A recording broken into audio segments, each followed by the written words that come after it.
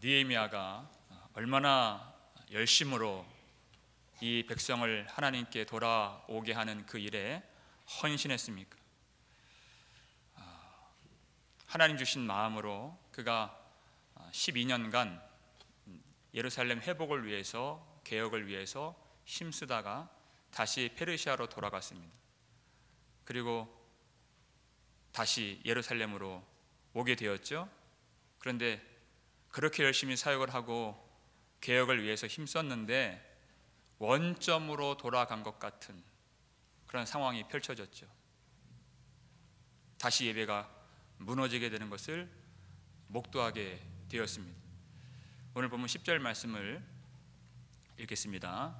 내가 또 알아본즉 레위 사람들이 받을 몫을 주지 아니하였으므로 그 직무를 행하는 레위 사람들과 노래하는 자들이 각각 자기 밭으로 도망하였기로, 이렇게 됐어요. 성전의 큰 방에는 하나님을 대적하는 도비아가 차지하고 있었고, 또 보니까 레위 사람들이 받을 몫을 주지 아니하였으므로 그랬어요. 백성들이 11조를 드리면 그 11조를 레위 사람들에게 먹을 양식으로 주게끔 하나님 명령하셨는데 받을 몫을 주지 않았다. 그러니까 이 레위 사람들이 먹을 것이 없으니까 다 성전을 버리고 자기 직분을 버리고 생업을 위해서 떠났다는 것입니다. 도망갔다는 것이 예배가 무너지게 된 것이죠. 율법에 보면 이런 말씀이 있습니다. 곡식을 밟아 떠는 소에게 망을 씌우지 말라, 이런 말씀이 있죠. 소가 우리가 먹을 양식을 위해서 열심히 수고하는데 그 소의 입에 망을 씌우지 말라는 것입니다. 왜 입을 가립니까? 그 곡식 떠는 것을 소가 먹을까 봐 망을 씌운다는 얘기예요. 그렇게 하지 말라는 것입니다. 우리의 양식을 위해서 곡식을 밟아 떠는 소의 입을 가리면 어떻게 소가 일을 하겠느냐, 먹게끔 내버려 두라, 이런 말씀이에요. 그런데 사도 바울은 그 율법의 말씀을 어떻게 적용을 했죠? 고린도전서 9장 보니까 복음을 전하는 사역자들에게 적용을 하고 해석을 했어요. 신령한 영의 양식을 주는 자들에게 육의 양식을 제공해 주는 것이 마땅하지 않느냐, 이 말씀을 하려고 그 율법의 말씀을 인용했다는 것입니다. 신명기 12장을 보시면요, 하나님이 구원의 기쁨을 누릴 때 레위인을 저버리지 말라, 이렇게 말씀하셨어요. 레위인과 함께, 그 성에 있는 레위인과 함께 여호와 앞에서 즐거워하라, 이렇게 말씀하신 것입니다. 그래서 12장 44절 이하를 보게 되면 느헤미야를 통해서 다시 11조의 개혁이 일어나게 되었고, 그것을 레위인들이 날마다 먹고 쓸 몫으로 주게 되었더라, 이 말씀이 나왔잖아요. 그런데 시간이 지나니까 느헤미야가 페르시아에 가 있는 동안에 다시 원점으로 돌아간 것입니다. 백성들은 11조를 바치지 않았고 레위인들은 성전을 버렸고 예배는 무너지게 된 것입니다.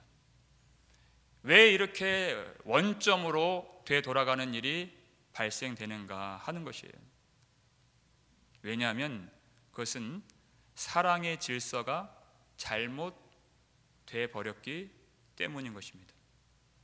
하나님께 드리는 일은 무엇과 깊은 관계가 있느냐면 하나님을 사랑하는 것과 깊은 관련이 있는 것입니다.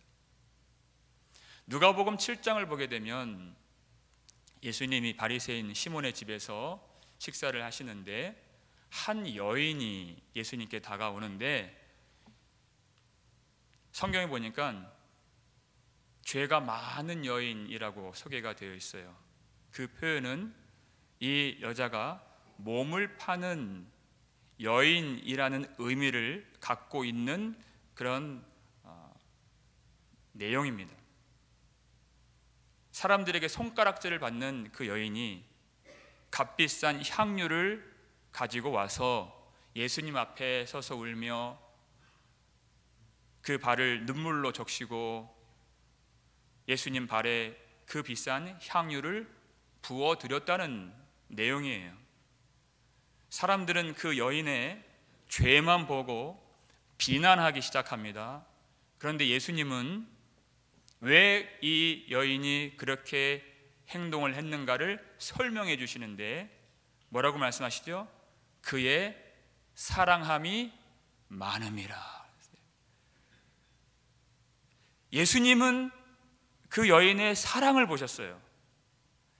그의 사랑함이 많음이라. 그래서 이것을 부어드렸다는 것입니다. 왜 사랑함이 많았는가? 그의 많은 죄가 사하여 졌도다, 이렇게 말씀하시는 것이에요. 그 여인이 자신이 들어갈 수 없는 그 자리에 나아가서 사람들이 손가락질하고 비난하는 것을 다 감내하고 예수님께 부어드릴 수 있었던 것은 예수님이 자기의 많은 죄를 용서해 주시기 위해서 그 험한 십자가를 지고 골고다 언덕을 올라가실 것을 그 여인이 기념하고 그 오르실 발 위에 향유를 부어드림으로써 속죄의 은혜를 깊이 감사했다는 것입니다. 그는 몸을 팔지 않고서는 먹고 살 수 없는 가난한 여인이었지만 예수 그리스도를 향한 사랑으로 그 마음이 부유하게 되었어요. 풍성하게 되었어요. 그래서 자신의 귀한 것을 드리는 일이 기쁨이 되었다는 것입니다. 하나님께 드리는 일은 우리 속에, 우리 내면 속에 하나님을 향한 사랑의 질서가 온전하게 될 때 이루어지는 일인 것이에요. 이 백성들이 왜 하나님 앞에 나아가지 않고 마땅히 드려야 하는 그것을 드리지 않았을까? 그들 마음속에 하나님을 향한 사랑이 떨어졌기 때문인 것입니다. 하나님을 향한 사랑이 있어야 할 그 마음의 자리에 다른 어떠한 다른 사랑이 차지하고 있었기 때문에 그들이 하나님께 나아가는 일을 중단했던 것입니다. 그것을 뭐라고 얘기합니까? 우상숭배라고 말하는 것이에요. 이스라엘 백성들의 아주 고질적인 문제였죠. 에스겔 14장 3절 말씀을 보시면 읽겠습니다. 인자야, 이 사람들이 자기 우상을 마음에 들이며 죄악의 걸림돌을 자기 앞에 두었으니 그들이 내게 묻기를 내가 조금인들 용납하랴. 하나님 말씀이에요. 사람들이 어떻게 하기를 좋아한다고 그랬어요? 자기 우상을 마음에 들이며 이렇게 됐어요. 마음속에 자기의 우상을 품고 사는 그런 모습임에도 불구하고 그들이 내게 묻기를, 그들이 나와서 내게 묻는다, 구한다, 예배드린다는 것이에요. 겉으로는 하나님께 간구하고 예배를 드리는 모습이 있지만 속으로는 보이지 않는 자기 우상을 마음 중심에 고이 모셔두는 이 사람들의 그 모습, 그 마음속의 우상을 간직하는 그런 모습이에요. 이미 여러분, 이 백성들이 하나님의 성전을 찾지 않고 마땅히 드려야 했던 것을 드리지 않는 그런 모습이 된 것은 하나님이 아닌 다른 어떤 주인이 그들 마음속에 차지하고 있었기 때문에, 그들을 지배하고 있었기 때문에 이런 일이 벌어지게 된 것입니다. 하나님이 아닌 다른 주인을 그들이 사랑하고 있었다는 이야기이고, 하나님이 아닌 다른 주인을 더 의지하고 있었다는 이야기가 되는 것입니다.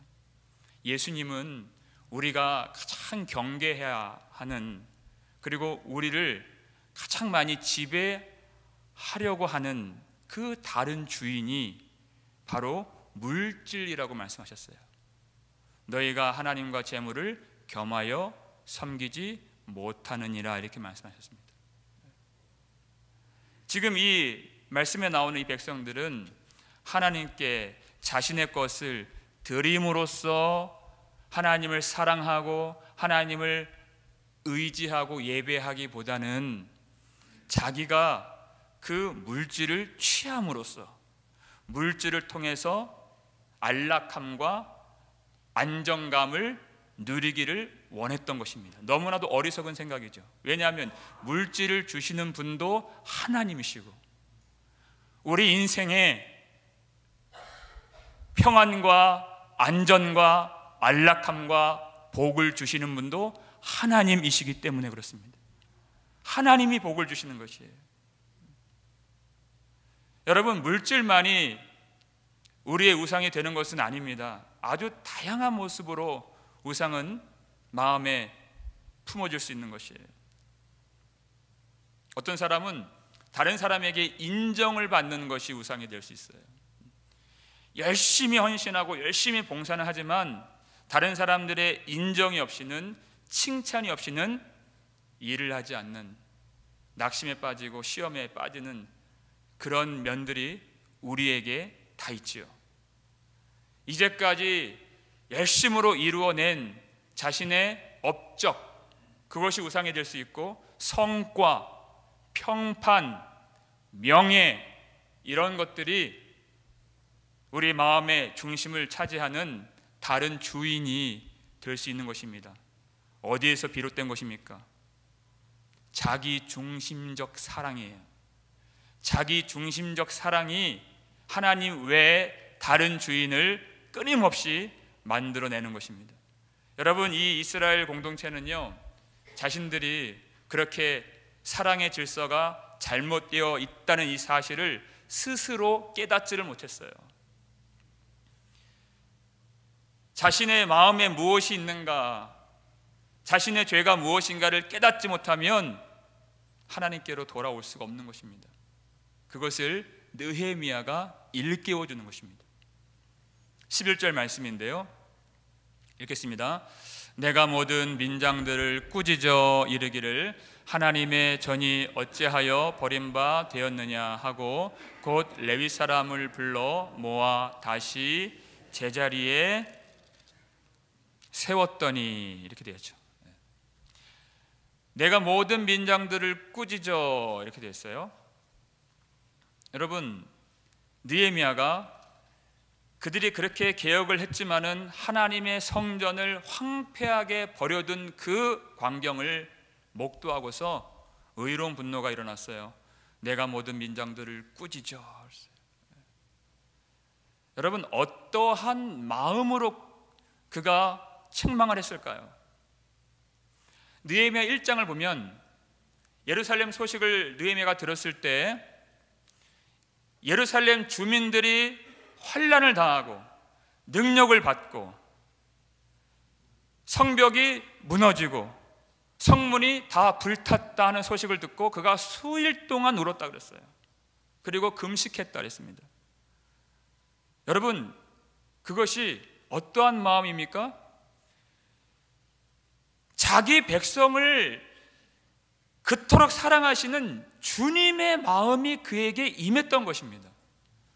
하나님은 당신의 마음으로 감동해 주셔서 하나님의 뜻을 이루게 하시는 분이세요. 자기 마음을 주시는 분이세요. 그러니까 그 편안한 수상궁을 버리고서 그 고통이 많은 환난받고 있는 백성들 가운데에 느헤미야가 들어갈 수 있었던 것입니다. 너희 안에 이 마음을 품으라 곧 그리스도 예수의 마음이니 그랬어요. 주님은 당신의 마음을 자기 백성들에게 주셔서 주님의 길을 걷게 하시고 주님의 자리에 서게 하시고 주님의 사명을 감당케 하신다는 것이에요. 책망할 때도 마찬가지예요. 민수기 25장 보니까 이스라엘 백성들이 우상 숭배에 빠지고 음욕에 빠졌어요. 한 이스라엘 남자가 미디안 여자를 끌고 장막에 들어가서 음행을 저지르는 그것을 보고서 비느하스가 창으로 찔러 죽임으로써, 그 남녀를 찔러 죽임으로써 죄악을 끊어내요. 그랬더니 그 백성들에게 임했던 하나님의 진노와 전염병이 다 물러가게 되는 것이에요.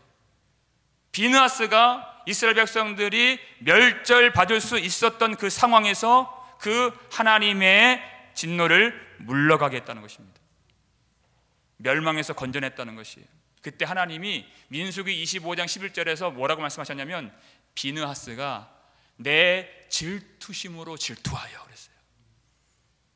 하나님의 그 질투심이 그에게 임하여졌다는 뜻이에요. 하나님은 질투하시는 하나님이십니다. 그 질투가 뭐냐? 사람은 죄에서 질투심이 나오지만 아니에요. 하나님은 자기 백성들이 죄에 빠지지 않도록, 멸망에 들어가지 않도록, 우상 숭배로 넘어지지 않도록 그 불붙는 사랑으로 그 백성들을 지키시는 하나님이시기 때문에 그 뜨거운, 그 불붙는 사랑에서 나오는 마음이 하나님의 질투라는 것이에요. 지금 느헤미야에게 그 하나님의 마음이 임한 것입니다. 여러분, 참 좋은 교회란 어떤 교회입니까? 여러분, 진짜 좋은 교회는요, 하나님이 책망하실 때 그 책망을 들을 줄 아는 교회인 것입니다.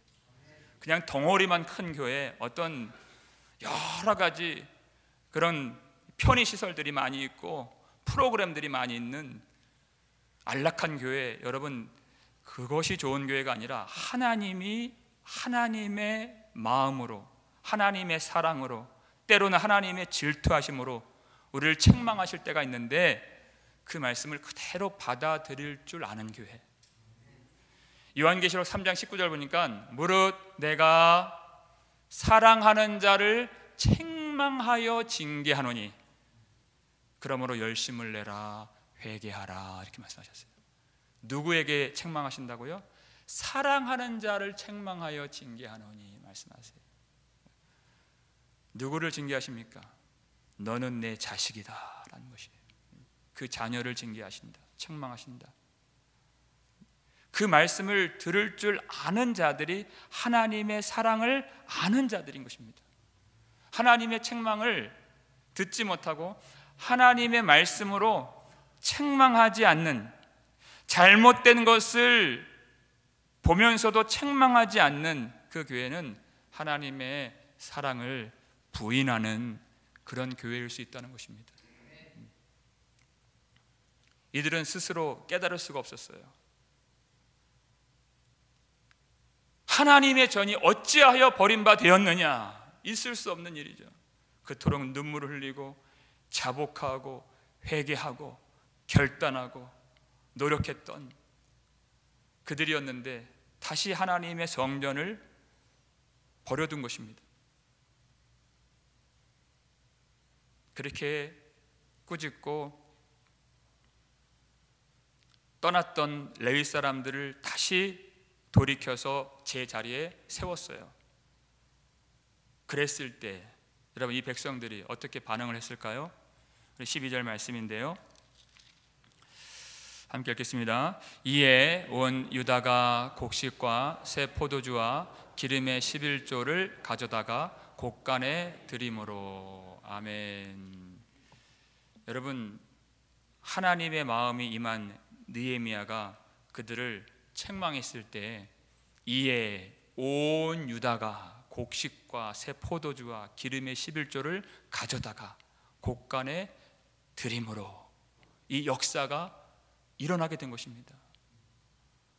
그들이 온 유다가 느헤미야를 통한 하나님의 말씀을 그대로 받아들이고 그 책망을 받아들이고 하나님의 말씀에 다시 순종하는 모습이 되었다. 여러분, 이것을 11조를 드리느냐 안 드리느냐 그 문제보다 더 깊은 것이에요. 그들 마음속에 있는 사랑의 질서가 재정립 되었다는 것입니다. 다른 신을 향했던 그 발걸음을 중단하고 그들을 구원하시고 우리를 구속해 주신 하나님의 영광 앞으로, 하나님의 임재 앞으로, 하나님의 사랑 앞으로 그들이 다시 나오게 되었다는 것이에요. 얼마나 놀라운 은혜입니까? 하나님이 주신 말씀을 통해서 자신들이 하나님을 떠났다라는 사실, 자신들이 하나님의 성전을 버리고 하나님을 반역했다는 사실을 깨닫고 인정했다는 것입니다. 여러분, 이 죄를 깨닫는 것이 얼마나 큰 은혜인지 모릅니다. 내가 하나님을 배역했다는 사실, 내가 하나님을 배반하고 반역했다는 사실, 그것을 인정했다는 것이에요. 그것을 인정해야 회개하고 돌이킬 수가 있는 것입니다. 자기 죄를 깨닫지 못하고 인정하지 않는 사람은 하나님의 사랑을 모르는 사람이에요. 누가복음 7장에 나오는 그 여인이 어떻게 주님을 사랑하게 되었나요? 자기의 많은 죄를 깨달았다는 것이에요. 자기의 많은 죄를 깨닫고 그 죄를 용서해 주시는 주님을 사랑하지 않을 수가 없는 것입니다. 자기의 많은 죄를 용서해 주시는 주님이 얼마나 나를 사랑해 주시는가, 그것을 알므로 주님을 사랑하게 되었다는 것이에요. 여러분 생각해 보세요. 다시 제 자리로 돌아오라, 하나님께로 나아오라. 여러분, 이 말씀이 얼마나 큰 은혜가 됩니까? 하나님이 용서해 주시겠다는 것입니다. 하나님이 다시 세워 주시겠다는 것이에요. 요한복음 21장을 보면 부활하신 주님을 만났음에도 불구하고 주님이 주신 사명을 다 내려놓고 내버리고 저버리고 다시 물고기 잡는 대로 돌아갔던 베드로가 있죠. 주님이 다시 만나주세요.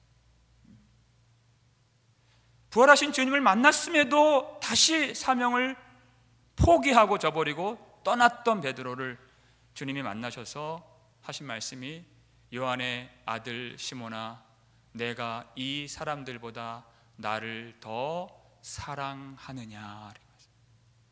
내가 나를 사랑하느냐. 여러분, 이 예수님의 질문 속에는 정말 엄청난 복음의 내용, 놀라운 이 복음의 내용들이 다 들어가 있는 것이죠. 내가 나를 사랑하느냐, 무슨 뜻이에요? 예수님이 그를 사랑하신다는 것입니다. 그가 실패했지만은 주님은 그를 용서해 주시겠다는 것이에요. 그가 예수님을 부인했지만은 예수님은 그를 끝까지 사랑하시겠다는 것입니다. 내가 나를 사랑하느냐, 이 질문 속에는 그렇게 끝까지 그를 사랑하시는 주님을 너도 나를 사랑하기를 원한다는 뜻이죠. 우리가 주님을 사랑하기를 원한다는 뜻이에요. 그때 그 자리에서 말할 수 없는 예수님의 사랑을 베드로가 깨닫게 됩니다. 그 사랑이 마음에 부어지니까 그 속에 있었던 자기 중심적 사랑이 다 비워지게 되고 온전히 주님만을 따르며 사는, 주님만을 섬기는 주님의 거룩한 종이 된 것입니다. 여러분, 우리의 문제는 무엇입니까? 우리는 너무나도 나 자신만을 사랑한다는 것입니다. 하나님의 사랑을 버릴 정도로, 우리 주님을 떠날 정도로 나 자신만을 사랑하는 이 사랑의 질서가 다시 정립되기 위해서 반드시 필요한 것은 우리를 구속하여 주신 하나님만을 그 무엇보다 최고로 사랑하는 것밖에 없는 것입니다. 주님을 사랑하는 거예요. 그래야 그 사랑의 질서가 다시 세워져서 하나님을 기쁘시게 하는 거룩한 길을 우리가 걸어갈 수가 있게 되는 것입니다. 어떻게 그 사랑의 질서가 다시 재정립될 수가 있을까? 우리 마지막 14절 말씀인데요, 함께 읽겠습니다. 내 하나님이여, 이 일로 말미암아 나를 기억하옵소서. 내 하나님의 전과 그 모든 직무를 위하여 내가 행한 선한 일을 도말하지 마옵소서. 아멘.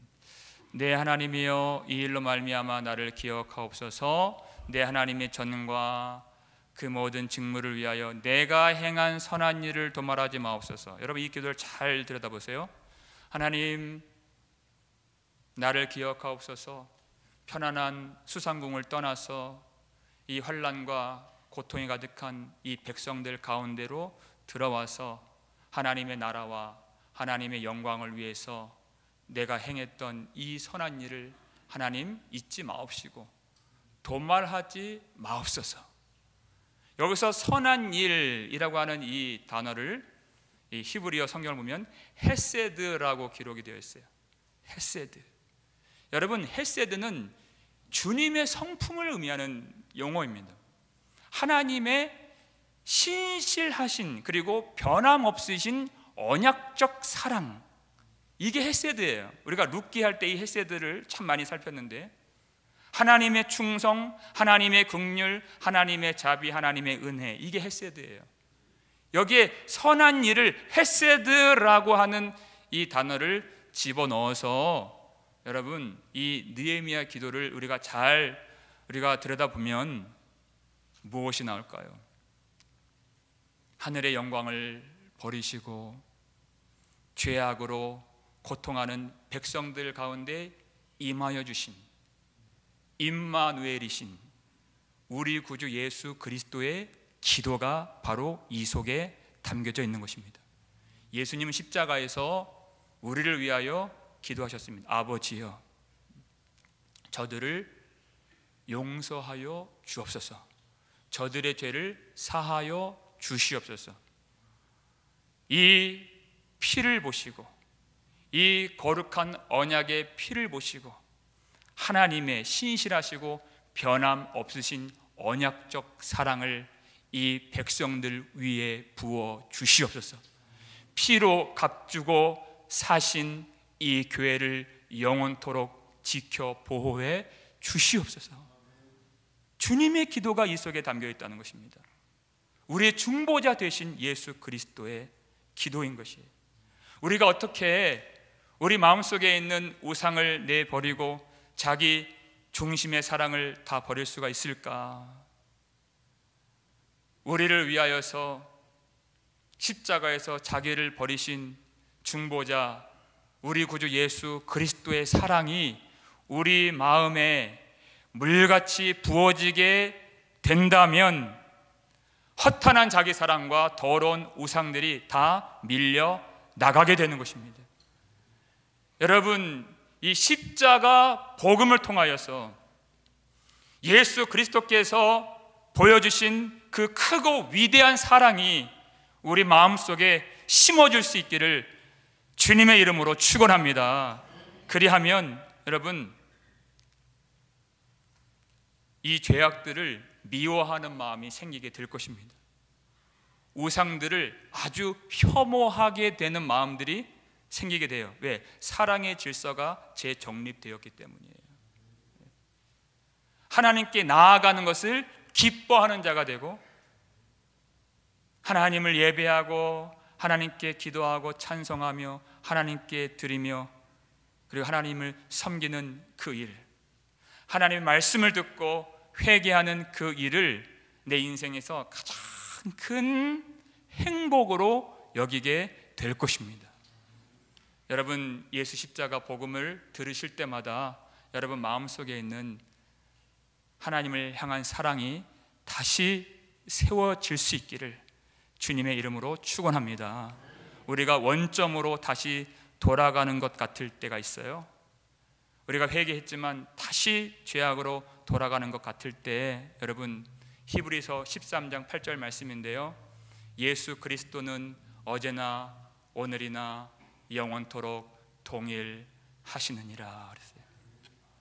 여러분, 이 말씀 기억하면서 어제나 오늘이나 동일하신 예수 그리스도를 기억하시면서 자기 백성을 끝까지 사랑하시는 주님을 의지하면서 쓰러진 자를 다시 세워주시고 떠났던 자들을 다시 돌아오게 하시고 실패한 자들 그 마음속에 그 사랑의 질서를 재정립시켜 주시는 우리 구주 중보자의 능력이 오늘 예배 가운데 우리 모두에게 임하여지기를 주님의 이름으로 축원합니다.